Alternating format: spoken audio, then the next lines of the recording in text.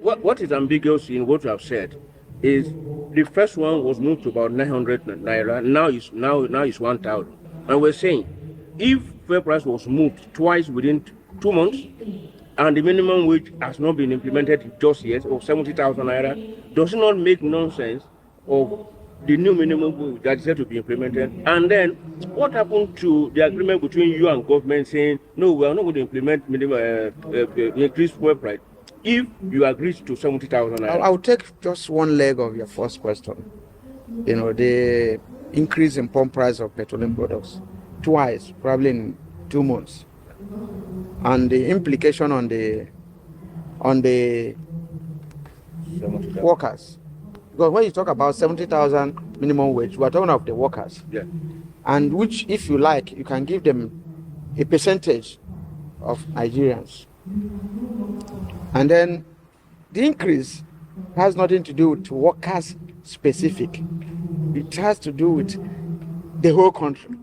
Now, if I respond on what we're going to do now as a labor movement,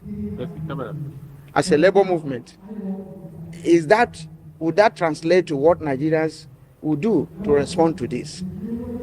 Because we are trying to, look at it vis-a-vis 70,000 naira, which was given to workers. And workers to this extent may mean, not close to 20% of the citizens.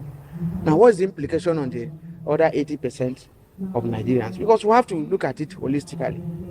Now, the response to that will still go back to the labor movement. However, when the labor movement goes, assuming we get 1 naira or 2 naira or no naira, it does not equally translate to 1 naira or 2 naira to other citizens of this country. Now, this is why there should be a collective response to it, not an NLC fight. That the person, the mason, the carpenter that is leaving his house to go and work somewhere, this morning, the price will change. So what happens to him? So I think it's important we understand it. And it's important for those in government to realize that governance is not just about increasing pump price of petroleum products. It appears that every morning people come out and increase.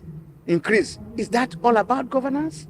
We have had agreements on looking at the issue of CNG, the impact on it.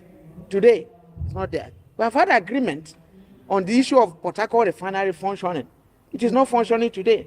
And like I said earlier, they said if we deregulate so that the private sector will come in and participate, it will involve, competition. And when there is competition, the market forces will determine the prices. Now, where does that economic analysis lead us to now? There is a private person in place now, the Dangote refinery. And then the Nigerian, the NNPC, as you all know today, has been incorporated as a limited liability company. So who dictates the price for others? Is it being determined by market forces? Now, when you look at all these lies and the economic abracadabra, how does a country grow under this? So that's the second leg to the question you raised. I don't know whether you need further clarification. President, coming to your premises yesterday, I saw that NLC also benefited from the CNG buses. Yes. What are you going to do with those 2 CNG buses? You deploy it to government said they have given us. How many did you get? Government said they have given us 20 CNG buses. This time around, unlike when Silva announced 100 buses to NLC and we did not get one, this time around, we have taken delivery of about 14 CNG buses.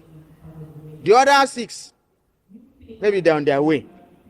Secondly, a CNG bus without a station where you can refill it, it amounts to carton.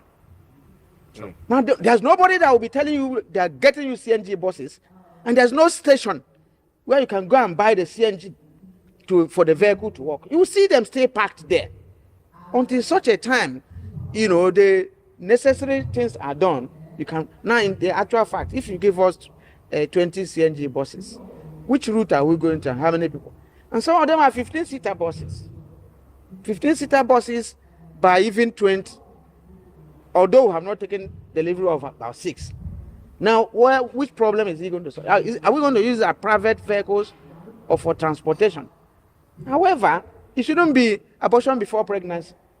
All these things should have been ready, before you continue this increase, so that people will have alternative. But we don't have alternative now. The buses you saw there yesterday are parked there, and they will remain parked there until we know where to, get the CNG, to refill them. Okay, you talked about the National Assembly coming out clear on the coverage of the national minimum wage. What exactly do you mean?